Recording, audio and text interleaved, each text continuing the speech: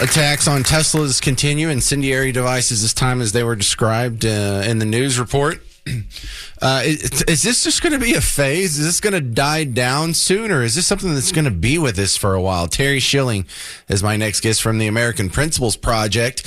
I knew they would be angry at the results of the election, but this is angrier than I expected, Terry. That's right, James, and thanks so much for having me, man. Love coming on. Listen, this is what Democrats do. Right, they called that violent summer where they were burning down entire cities, and even outside the White House, they took over the city of Portland. They called that the summer of love. Right, these are sick people, and they only know how to act in violent ways. You look at how conservatives and Republicans do it. You put Dylan Mulvaney, who's transgender, whatever, on a Bud Light can. Guess what? We're not going to burn down the Bud Light factory. We're going to not buy Bud Light. Right, Target puts transgender, stuff into the children's section. Guess what? We're just not going to shop at Target. But these are violent people. They're sick, and they all need to go to jail if they're doing this violent stuff. Well, Terry, you don't even have to go that far to get a parallel here, because we have the perfect comparison when Tesla was perceived to be on Team Blue. Were they spontaneously combusting? No, that's right. That's right. The thing is that the Democrats are just violent people. They think that the ends justify the means, and this is their history, right? Like, this is what the communists do in every country, is they get super violent to try and intimidate people. The key here, James, is that we don't get intimidated. I'm encouraging people. I have a Tesla. By the way, if anyone wants to do acts of violence, I've been parking in my carport, so that way I get a free new car and a brand new house if you guys do anything to it.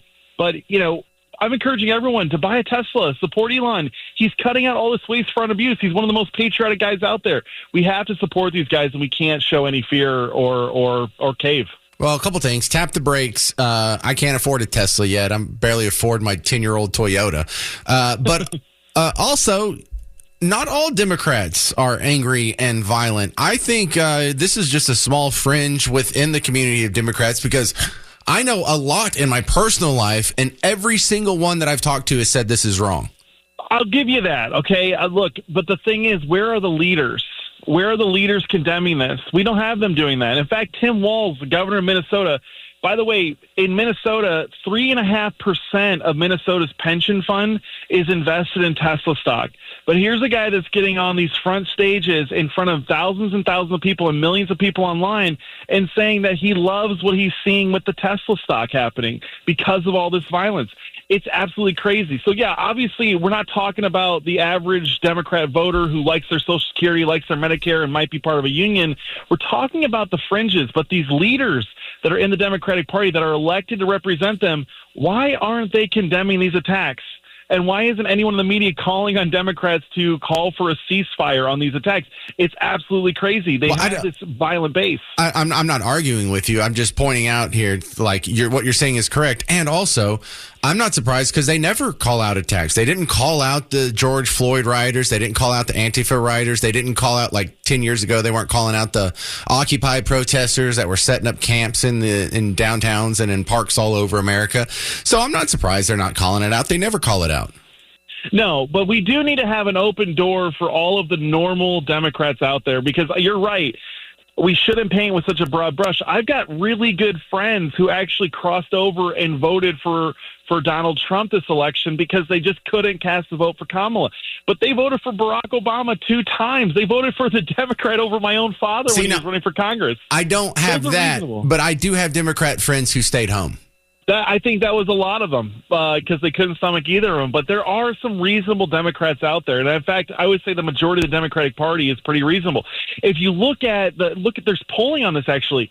67% of Democrats support President Trump's executive order protecting girls' sports and kicking out transgender identifying males.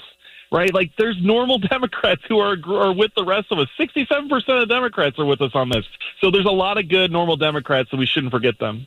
Well, Terry Schilling from American Principles Project, I was looking at, I know I'm getting way ahead here, but I was looking at the latest poll that came out, I guess it was about 8 days ago, on who would be the Democrat frontrunner right now for the primaries for 2028. And at the top, AOC, Bernie Sanders. Okay, those seem like the more strident of progressives. Do you think they'll do better than Kamala Harris?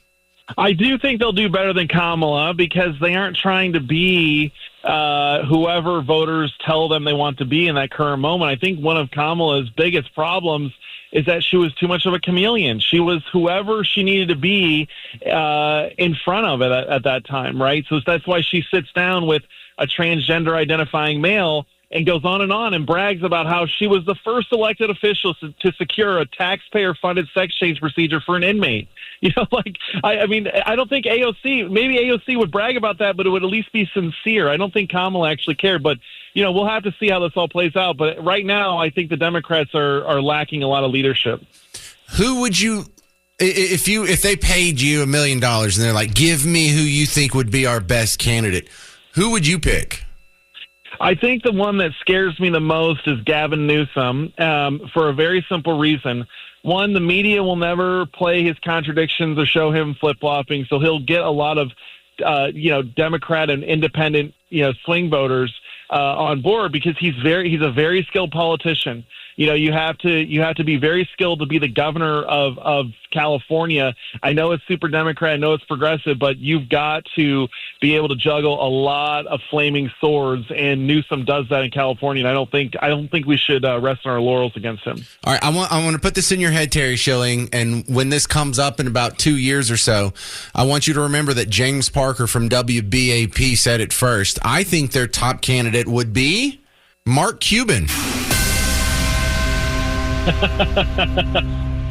I think right now he's the closest thing the left has to their Elon Musk. He's a self-made billionaire. He's got, tech background along with a lot of pop culture. He's had TV shows. He's got notoriety. In fact, he's kind of half Trump, half Elon, and he's reasonable. He's one of the guys that won't go out there and call people racist, sexist, bigot, homophobe, Nazi all the time. I'm telling you, Terry Schilling, if they're smart, they'll listen to me and try and get that guy to run.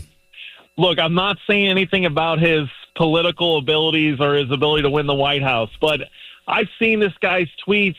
I see what he says on camera. I just think he might be one of the dumbest guys ever. I have no clue how he became a billionaire because he says some of the craziest stuff. We'll have to talk about this more later because I could go on and on about Mark Cuban. Oh. He contradicts himself. He's all over the place. He actually kind of reminds me of Kamala Harris, just a little bit smarter than her.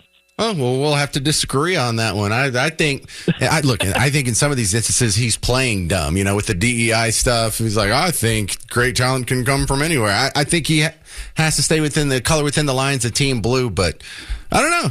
It's interesting point of disagreement there, Terry Schilling, American Principles Project. How do we find you online? Just Schilling 1776, SCHILLING 1776 on all the platforms. Thank you very much, sir. Terry Schilling. A story I saw here kind of surprised me. This was, locally speaking, I didn't know this was a local story, but WFAA reported that Fossil is sinking. The brand Fossil, do you know Fossil?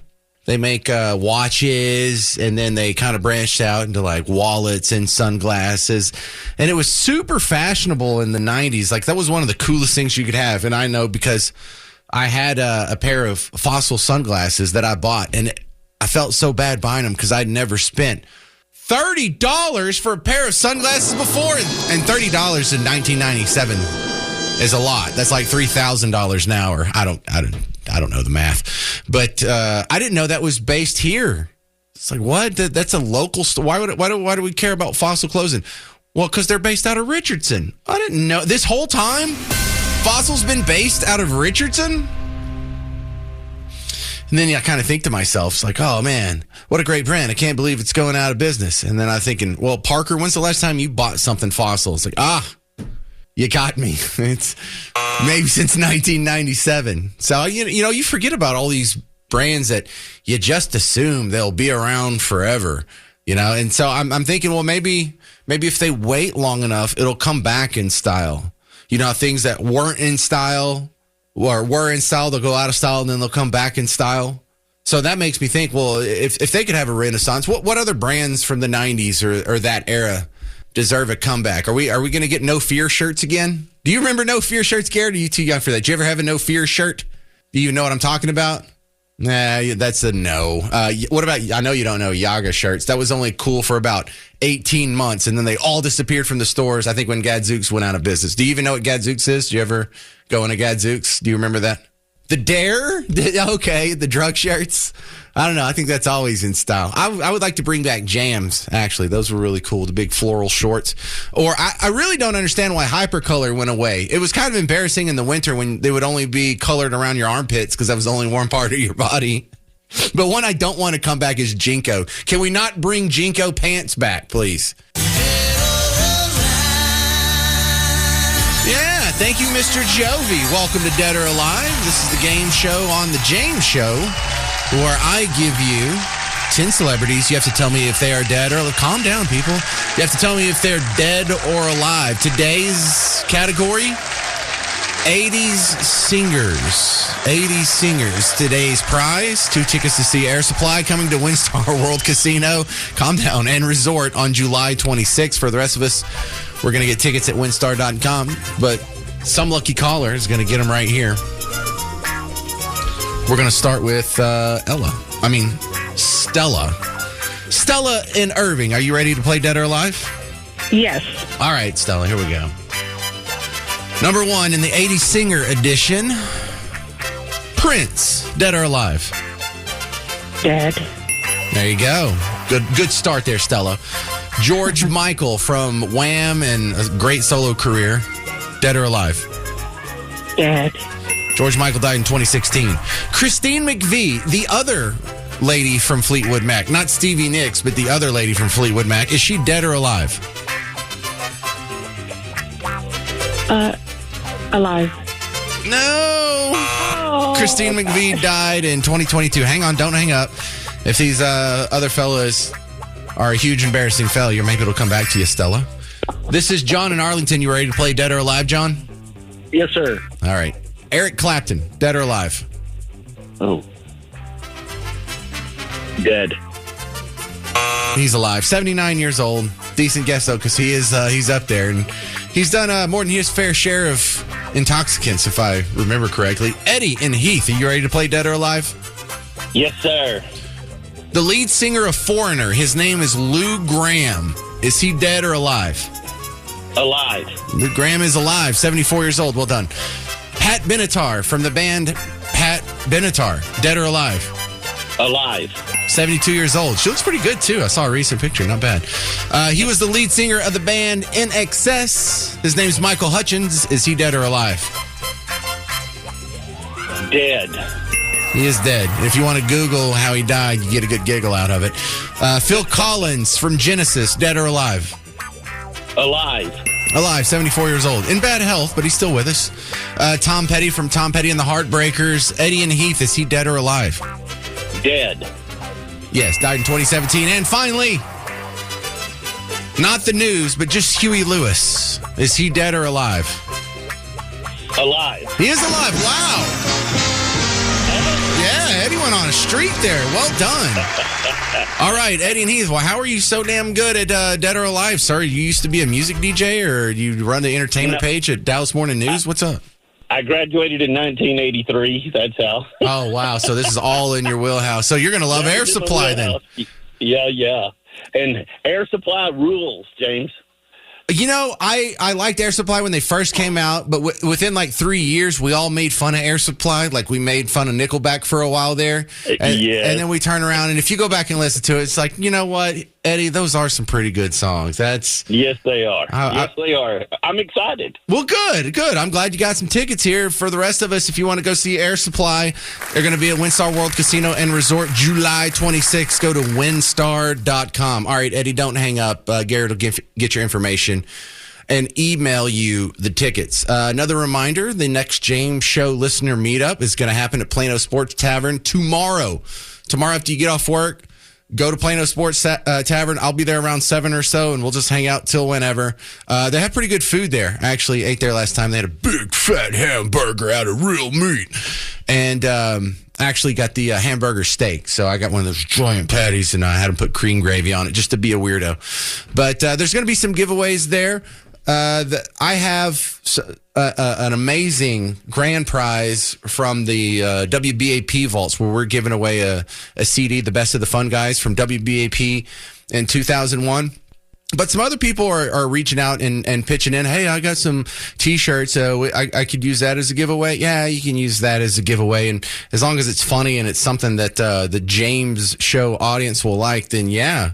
And you know what? You don't even have to tell me in advance. Just bring it at the time, and we'll figure out how we're going to give that away. Thank you to the nice ladies over at Leela's Boutique for the Trump T-shirts. That looks pretty cool. So we'll have a bunch of fun stuff there. You can meet me, judge me based on my appearance. Apparently, there's a guy that wants to meet Samantha in Dallas because he thinks she has a nice voice. Don't be creepers, guys. Let's all be cool. Can we do that? All right, Plano Sports Tavern tomorrow, 7 p.m. Parker and Custer. Your phone knows where it's at. Meet me there. And then we'll end the show coming up in the next segment. I have a couple funny sound bites from the great comedian Bill Maher, who's sounding more and more like you and me every day. I'm James Parker. It's News Talk 820 WBAP, now on FM at 93.3. Anthony Davis making a return to the Mavericks tonight. They're playing the Brooklyn Nets, and he's been out for a while. And so, all right, there's one guy we have back.